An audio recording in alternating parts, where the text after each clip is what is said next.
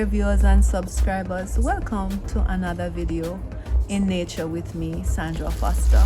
Today we will be looking at doing a simple project of landscaping one side of the house using DIY material, simple material, garbage bags and carton to act as weed barriers.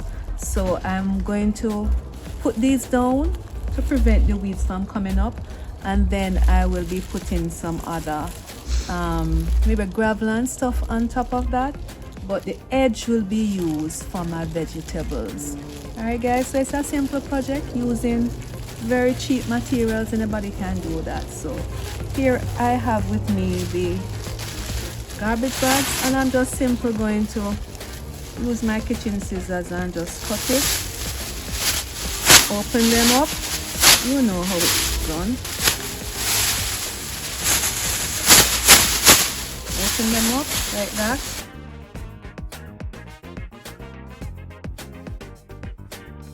Here we have one that is down. It's thin, but it can work with the cardboard. Alright guys, so that's the project for today. So the same thing I'm going to be doing with the box. Basically, just tear it to pieces or cut it up